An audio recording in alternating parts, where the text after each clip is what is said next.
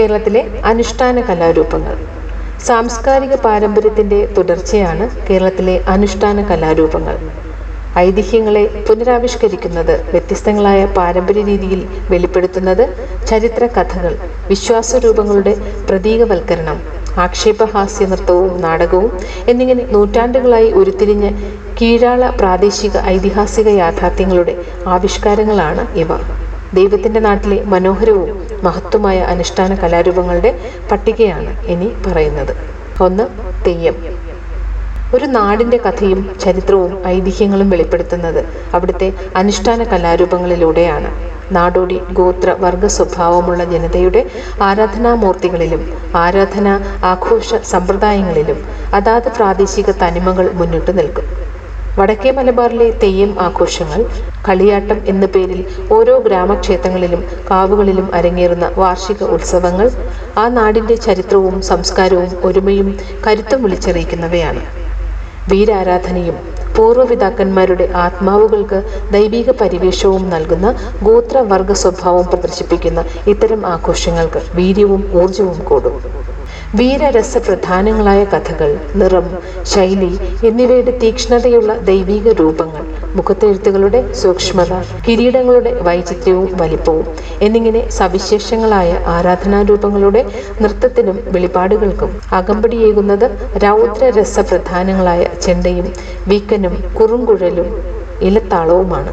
രൗദ്ര രോഷ പ്രകടനങ്ങളോടെ ഭക്തരിൽ ഭീതിയുണർത്തി വണക്കം വാങ്ങി ഉറപ്പിക്കുന്ന താമസ രൂപങ്ങളാണ് മിക്ക തെയ്യക്കോലങ്ങളും. രക്തചാമുണ്ടി, കരിച്ചാമുണ്ടി, മുച്ചിലോട്ട് ഭഗവതി, വയനാട്ട് കുലവൻ തുടങ്ങിയവയും ഗുളികൻ, പൊട്ടൻ എന്നിവയുമാണ് പ്രധാനമായി കാണുന്ന തെയ്യക്കോലങ്ങൾ. ഓരോ തെയ്യം കലാകാരനും കളിയാട്ട ദിവസം അത്ഭുത ശക്തിയുള്ള ദൈവീക രൂപങ്ങളായി മാറുകയാണ്. 1 മാസം വരെയുള്ള തീവ്ര പരിശീലനം, വ്രതം എന്നിവയ്ക്ക് ശേഷമാണ് ഇവർ തെയ്യക്കോലമണിയാൻ എത്തുക. ഭീതിയും അത്ഭുതവും ആദരവും ഉണർത്തുന്ന ഗ്രാമദേവതകളായി ആ ദിവസം അവർ മാറുന്നു. കണ്ണൂർ, കാസർഗോഡ് ജില്ലകളിൽ ഡിസംബർ മുതൽ ഏപ്രിൽ വരെയാണ് തെയ്യം ആഘോഷങ്ങൾ. 2. അർജുന നൃത്തം.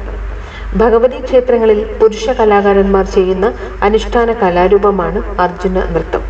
ആയോധന വിദ്യയിൽ എന്ന പോലെ നൃത്ത സംഗീതാദി കലകളിലും നിപുണനായ അർജുനൻ ഭദ്രകാളി പ്രീതിക്കായി നടത്തിയ നൃത്തമാണ് ഇതെന്നാണ് വിശ്വാസം. മയിൽപ്പീലികൾ കൊണ്ട് അലങ്കരിച്ച വസ്ത്രം ധരിക്കുന്നത് കൊണ്ട് മയിൽപ്പീലി നൃത്തമെന്നും ഇതിനെ വിളിക്കാറുണ്ട്. കഥകളിയുടെ ഉടുത്തുകെട്ടിന് സമാനമാണ് അർജുന നൃത്തത്തിൻ്റേത്. മുഖത്ത് പച്ചയും മനോഹരമായ കിരീടവും ധരിച്ചിരിക്കും. രാത്രി മുഴുവൻ നീളുന്ന നൃത്തം ഒറ്റയ്ക്കും സംഘമായും അരങ്ങേറാറുണ്ട്.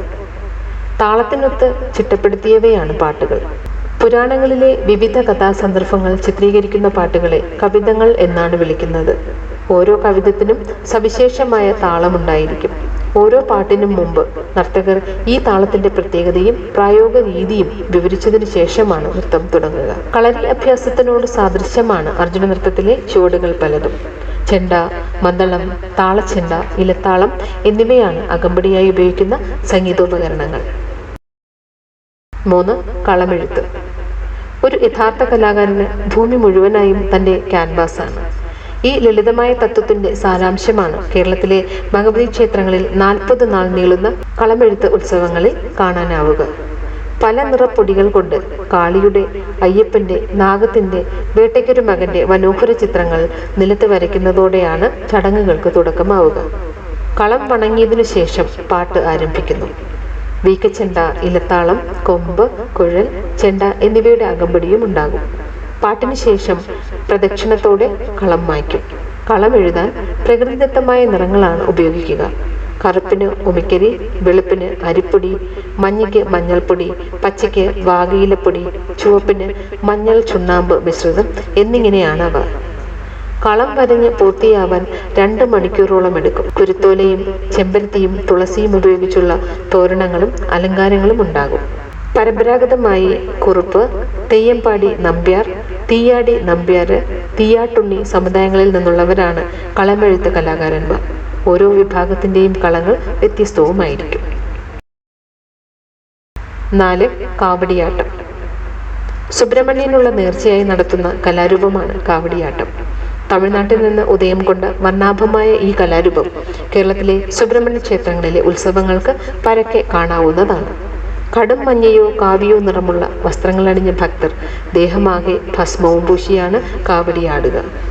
പൂ കൊണ്ടും മയിൽപീലി കൊണ്ടുമുള്ള കാവടികളുമുണ്ട്. സുബ്രഹ്മണ്യന്റെ വാഹനം മയിലാണെന്നാണല്ലോ സങ്കല്പം. പൂക്കൾ കൊണ്ട് അലങ്കരിച്ചവ പൂക്കാവടിയും മയിൽപീലി കൊണ്ടുണ്ടാക്കിയവ പീലിക്കാവടി അല്ലെങ്കിൽ അമ്പലക്കാവടി എന്നുമാണ് അറിയപ്പെടുന്നത്. കയ്യിലൊതുങ്ങാവുന്നത് മുതൽ 18 അടി ഉയരത്തിൽ വരെ കാവടികൾ ഒരുക്കാറുണ്ട്. കാവടി തലയിലേറ്റിയുള്ള നൃത്തമാണ് കാവടിയാട്ടം. ഉടുക്കും ചെണ്ടയും ഒരുക്കുന്ന താളത്തിനനുസരിച്ച് കാവടി സംഘത്തിന്റെ ചടുലമായ ചുവടുകളും അതിനൊപ്പം താളാത്മകമായി ഉലയുന്ന പല നിറ കാവടികളും ഉത്സവപ്പറമ്പിലെ നിറക്കാഴ്ചയാണ്. കാവടിയാട്ടത്തിന് ചിലപ്പോൾ നാദസ്വരവും അകമ്പടിയാകാറുണ്ട്. 5. തീയാട്ട്. കളത്തിനു മുമ്പിൽ നടത്തുന്ന അനുഷ്ഠാന രൂപമാണ് തീയാട്ട്. തിരുവല്ല, കോട്ടയം, തൃപ്പൂണിത്തുറ എന്നിവിടങ്ങളിലും പരിസര പ്രദേശങ്ങളിലുമുള്ള ഭഗവതി ക്ഷേത്രങ്ങളിൽ തീയാട്ട് നടത്തി വരാറുണ്ട്. ഗണപതി, ശിവൻ, സരസ്വതി എന്നിവരെ സ്തുതിച്ചുകൊണ്ടാണ് ചടങ്ങുകൾ ആരംഭിക്കുക. അതിനുശേഷം മുടി അണിയുന്നു. മുടിയേറ്റിനുപയോഗിക്കുന്നതിനേക്കാൾ ചെറിയ കിരീടമാണ് ഇത്. തീയാട്ടിൽ പൊതുവെ അവതരിപ്പിക്കുന്ന കഥ കാളിയും ദാരികനും തമ്മിലുള്ള യുദ്ധത്തിൻ്റെതാണ്. അമ്പലവുമായി ബന്ധപ്പെട്ടുള്ള തീയാട്ട് ഉണ്ണി സമുദായത്തിൽപ്പെട്ടവരാണ് അവതരിപ്പിക്കാറുള്ളത്. കോട്ടയം ടൗണിനടുത്തുള്ള പള്ളിപ്പുറത്ത് കാവിൽ എല്ലാ വെള്ളിയാഴ്ചയും അനുഷ്ഠാനമായി തീയാട്ട് നടത്തി വരുന്നുണ്ട്. 6. തോൽപ്പാവക്കൂത്ത്. പാവക്കൂത്തിന്റെ ഒരു വകഭേദമാണ് തോൽപ്പാവക്കൂത്ത്. പാലക്കാട് ജില്ലയിലെ കാളിക്ഷേത്രങ്ങളിൽ ഉത്സവങ്ങളുടെ ഭാഗമായി തോൽപ്പാവക്കൂത്ത് നടത്താറുണ്ട്. കമ്പരാമായണത്തിന്റെ ഉള്ളടക്കമാണ് തമിഴും മലയാളവും കലർന്ന ഭാഷയിൽ കൂത്തിൽ അവതരിപ്പിക്കാറ്. രാമന്റെ ജനനം മുതൽ പട്ടാഭിഷേകം വരെയുള്ള കഥ കൂത്തിലൂടെ അവതരിപ്പിക്കും. ക്ഷേത്ര പരിസരത്ത് പ്രത്യേകമായി കെട്ടിയുണ്ടാക്കുന്ന ദീർഘചതുരാകൃതിയിലുള്ള കൂത്തുമാടത്തിലാണ് നിഴൽക്കൂത്ത് അരങ്ങേറുന്നത്. മാൻതോലും പോത്തിൻ തോലുമാണ് പാവകളെ ഉണ്ടാക്കാൻ ഉപയോഗിക്കുന്നത്. നല്ലവരായ കഥാപാത്രങ്ങൾക്ക് മാൻതോലും ദുഷ്ടകഥാപാത്രങ്ങൾക്ക് പോത്തിൻ തോലുമാണത്രേ ഉപയോഗിക്കുക. ഓരോ പാവയ്ക്കും ഏകദേശം 80 സെന്റിമീറ്ററോളം ഉയരമുണ്ടാകും. ആകാരം ഓരോന്നിനും വ്യത്യസ്തമായിരിക്കും. കൂത്തുമാടത്തിന് കുറുകെ വലിച്ചു കെട്ടിയിട്ടുള്ള വെള്ളത്തിരിശീലയിലാണ് പാവകളെ ഉറപ്പിക്കുന്നത്. ഇതിനു പിറകിൽ സജ്ജമാക്കുന്ന മുളപടിയിൽ നിരയായി നാളികേര മുറികൾ നിരത്തി എണ്ണയൊഴിച്ച് തിരിതെളിക്കും. ഈ വെളിച്ചത്തിൽ പാവകളുടെ നിഴൽ തിരശീലയിൽ പതിയും. മുഖ്യ പാവക്കുത്തുകാരനെ പുലവർ എന്നാണ് വിളിക്കുക. ഇപ്പോൾ ഈ അനുഷ്ഠാന കല പാലക്കാട് ജില്ലയിലെ ഒറ്റപ്പാലത്തും പവളപ്പാറയിലും മാത്രമായി ഒതുങ്ങിയിരിക്കുന്നു. 7. പടയണി. മീനം മേടം മാസങ്ങളിലായി പമ്പയുടെ തീരത്തുള്ള കാളിക്ഷേത്രങ്ങളിൽ കൊണ്ടാടുന്ന ഒരാഴ്ച നീളുന്ന ആഘോഷമാണ് പടയണി. ദാരികനെ വധിക്കുന്ന കാളിയാണ് എല്ലാ നർത്തകരുടെയും പ്രതിപാദ്യം. ഓരോ കോലത്തിനും അനുസരിച്ച് നൃത്തച്ചുവടുകൾ മാറും. തപ്പും ചെണ്ടകളുമാണ് മുഖ്യമായി ഉപയോഗിക്കുന്ന വാദ്യോപകരണങ്ങൾ. കമുകിൻ പാള കൊണ്ടാണ് പടയണിക്കോലങ്ങൾ ഉണ്ടാക്കുന്നത്. ഭൈരവി അഥവാ ഭദ്രകാളി, യക്ഷി, പക്ഷി, കാലാരി എന്നിവയാണ് പ്രധാന കഥാപാത്രങ്ങൾ. പത്തനംതിട്ട ജില്ലയിലെ കടമ്പനിട്ട, കദളിമംഗലം, ഓതറ എന്നീ പ്രദേശങ്ങൾ പടയണിക്ക് പ്രസിദ്ധമാണ്. 8. പാന. പാനകളി എന്നും അറിയപ്പെടുന്ന ഈ കലാരൂപം തൃശൂർ, പാലക്കാട്, മലപ്പുറം ജില്ലകളിലാണ് പ്രചാരത്തിലുള്ളത്. 3 ദിവസത്തെ ഉത്സവമാണ് പാന. ശ്രീകോവിലിനടുത്തായി 64 പാലക്കൊമ്പുകൾ കൊണ്ട് തീർത്ത് കുരുത്തോല കെട്ടി അലങ്കരിച്ച പന്തലിലാണ് പാന നടത്തുന്നത്. പന്തലിനുള്ളിൽ കളം വരച്ച് യഥാവിധി നാട്ടുന്ന പാലക്കൊമ്പിനടിയിൽ ചുവന്ന പട്ട് വിരിച്ച് അതിൽ പള്ളിവാൾ പ്രതിഷ്ഠിക്കുന്നു. പാലക്കൊമ്പ് കയ്യിലേന്തിയാണ് പാനപിടുത്തമെന്ന ചുവടുകൾ വെക്കുന്നത്. പറയാണ് പാട്ടിന് അകമ്പടിയാകുന്ന പ്രധാന വാദ്യോപകരണം. ചടങ്ങുകൾക്കൊടുവിൽ കളത്തിനും പന്തലിനും വലം വെച്ച് വെളിച്ചപ്പാട് എത്തുന്നു. രാത്രിയിൽ ആരംഭിക്കുന്ന പാന 3 മണിക്കൂറോളം നീണ്ടു നിൽക്കാറുണ്ട്. 9. പൂതനും തിറയും. തെക്കൻ മലബാറിലെ ദേവീക്ഷേത്രങ്ങളിൽ ഉത്സവകാലത്ത് അരങ്ങേറുന്ന അനുഷ്ഠാന കലാരൂപമാണിത്. കാളി തിറയായും പൂതങ്ങളായും വേഷം കെട്ടുന്ന നർത്തകർ വീടുകൾ തോറും കയറിയിറങ്ങുന്നു. തിറ മുഖംമൂടി അണിയുമ്പോൾ പൂതങ്ങൾ മുടിയണിഞ്ഞവരാണ്. ദാരികനെ വധിക്കാനായി കാളിക്കൊപ്പം രൂപമെടുത്തവരാണത്രേ പൂതങ്ങൾ. നവംബർ മുതൽ മെയ് മാസം വരെയാണ് പൂതനും തിറയും ഗ്രാമവേദികൾ കൈയടക്കുന്നത്. 10. മുടിയേറ്റ്. മധ്യകേരളത്തിലെ കാളിക്ഷേത്രങ്ങളിൽ പ്രചാരത്തിലുള്ള അനുഷ്ഠാന കലയാണ് മുടിയേറ്റ്.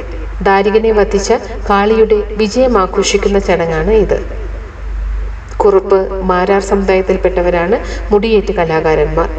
കമനീയമായ ആടയാഭരണങ്ങളും ഘനമുള്ള മുഖത്തെഴുത്തും വലിപ്പമുള്ള മുടിയുമെല്ലാം ചേർന്ന് മുടിയേറ്റ് മാസ്മരികമായൊരു കാഴ്ചയാണ് സമ്മാനിക്കുന്നത്. കാളിയുടെ കളമെഴുത്തോടെയാണ് മുടിയേറ്റ് ആരംഭിക്കുന്നത്. പശ്ചാത്തലത്തിൽ ദേവീസ്തുതികൾ പാടിക്കൊണ്ടിരിക്കും.